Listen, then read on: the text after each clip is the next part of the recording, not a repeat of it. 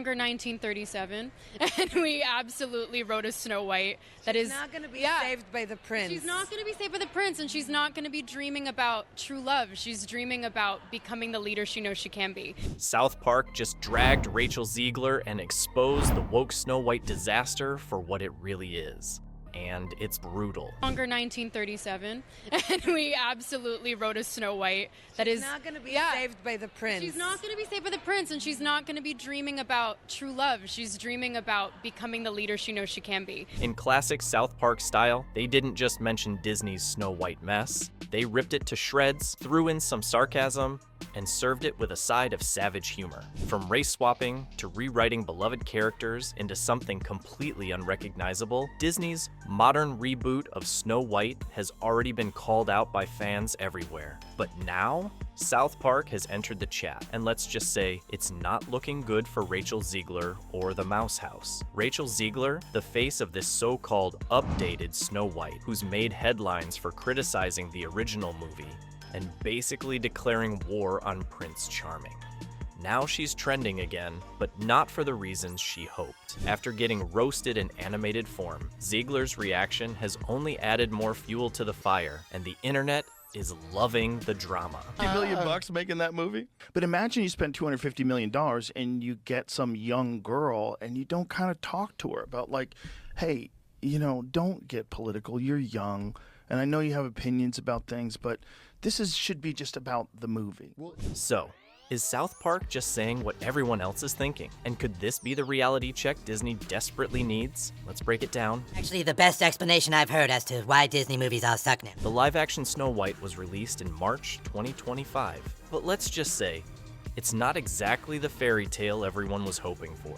If you're thinking, wait, didn't they announce this like forever ago? You're not wrong. The movie was supposed to kick off filming way back in March 2020, but then the pandemic swooped in and slammed the brakes on everything. When things finally got rolling again, production officially began in March 2022 and wrapped up by mid-July that same year. You'd think that after such a long wait, fans would be excited, but nope. The moment the trailer dropped, chaos erupted online. People were confused, frustrated, and honestly, some were just downright amused in a, wait, what is this kind of way. If someone told you I stitched the trailer together, you might believe them. And to be fair, Disney's live-action remakes have had their share of backlash lately, but Snow White might just top them all in terms of drama. Your dreams will come true. You offer it to me freely.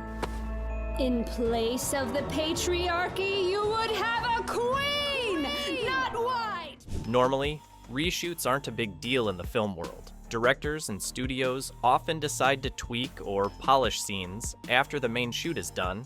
It's just part of the process. But Snow White's case felt different. The reshoots didn't happen a few months after filming wrapped, they happened nearly 2 years later. That raised a lot of eyebrows. When reshoots come that late, it usually means something went seriously off track. Rumors started swirling that the movie had gone through a major rework behind the scenes. Some even speculated that the original version was so off the mark that Disney had no choice but to go back and try to fix it. Then there's the elephant in the room. The budget. This movie reportedly cost a whopping $269 million to make.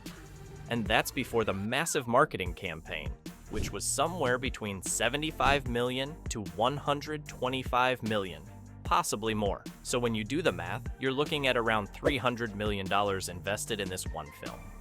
Now let's talk about the casting, which has been one of the biggest points of debate. Rachel Zegler, who plays Snow White, is no stranger to the spotlight. She's a talented actress who's received praise for her previous roles. But some of her interviews before the movie's release stirred up a storm. She called the original 1937 animated Snow White outdated, and emphasized that this new version of the character didn't need a prince to save her. In other words, they've reimagined Snow White as someone stronger, more independent, and not defined by romance. That sounds empowering on paper, but it didn't sit well with fans who adore the original fairy tale. It felt like the charm and innocence of the classic story were being thrown out the window in favor of a completely different vibe. I'm launching my campaign. I am. When the trailer finally landed, the internet went wild, and not in a good way. It quickly turned into a meme fest. Some called it Snow White and the 700,000 dislikes, while others joked that they clicked on the trailer just to scroll through the comments for entertainment. A few even suggested Disney cancel the movie altogether. The backlash wasn't subtle, it was loud, sarcastic, and brutal. People weren't just mad, they were disappointed. They felt like Disney was taking a story they loved and twisting it into something unrecognizable, all in the name of being modern. At the heart of this controversy is the larger conversation around how Disney has been modernizing its classics. With Snow White, the company leaned heavily into the idea of rewriting the character to reflect current ideals, things like independence, female empowerment, and social justice. While these themes are incredibly important in real life, many fans feel like they're being forced into the narrative in a way that doesn't feel organic. It's as if the original story was just a skeleton to hang a message on, rather than something worth honoring in its own right. As one fan put it, "We just want to escape into a magical story, not sit through a lecture." The message of the movie is to be that bitch. That's the message that they wrote a script that's telling girls, I don't need nobody tells me I'm a 20-year-old girl, so obviously I should run my mouth all the time. That's the theme of the new Snow White. No. Rachel Zegler tried to clear the air, insisting that the film isn't trying to push an agenda, but rather present a more relatable version of Snow White for modern audiences. Still, her words didn't seem to calm the fire. People were already too riled up. They weren't looking for a Snow White who wanted to lead instead of love. They just wanted the same charm, magic, and timeless feel that made the original so beloved. But instead of nostalgia, many viewers felt like they were being served a checklist of values, and that just doesn't sit right with everyone. Then came the knockout punch from South Park. Known for their unfiltered satire, the creators of South Park dropped an episode called Into the Panderverse, and let's just say, they did not hold back. In classic South Park fashion, they poked fun at Disney's recent obsession with remaking classic tales through a very specific lens.